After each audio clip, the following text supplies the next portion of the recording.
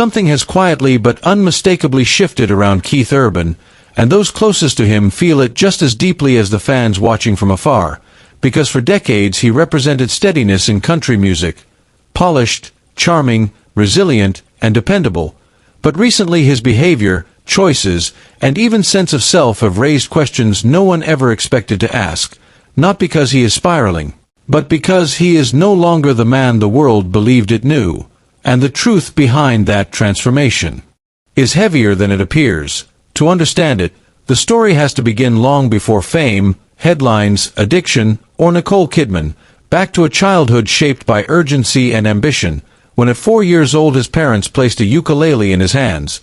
At 5 he saw Johnny Cash perform and felt his future lock into place, and by 7 the guitar became an extension of his identity, pushing him onto stages by 14, out of school by 15, and into a life where music was not just a dream but a necessity. Early rejection on Australian talent shows left scars that never fully faded, teaching him to chase approval relentlessly. And when he moved to Nashville in 1992 chasing stardom, he found isolation, failure, and eventually cocaine, a quiet companion that would haunt him for years.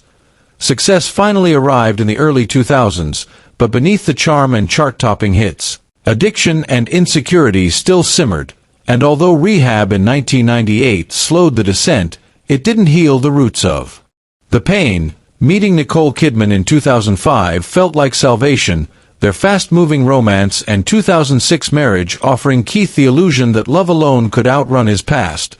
But 4 months later he relapsed, forcing a reckoning when Nicole intervened not with anger but resolve, leading him to the Betty Ford Center and the most honest fight of his life.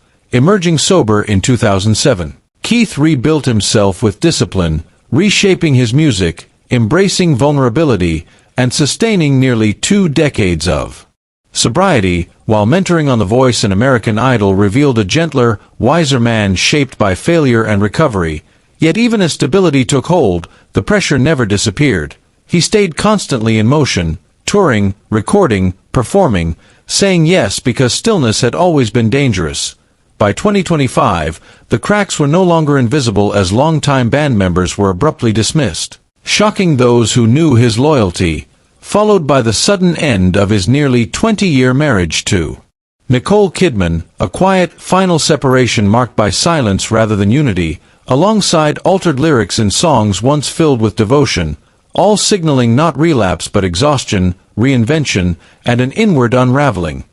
Fame, once a reward, had become a weight intensified by years of scrutiny, paparazzi incidents, and the constant demand to remain gracious and unbreakable. And while Keith had mastered protecting his family from the outside world, the internal strain continued to build beneath relentless schedules and expectations.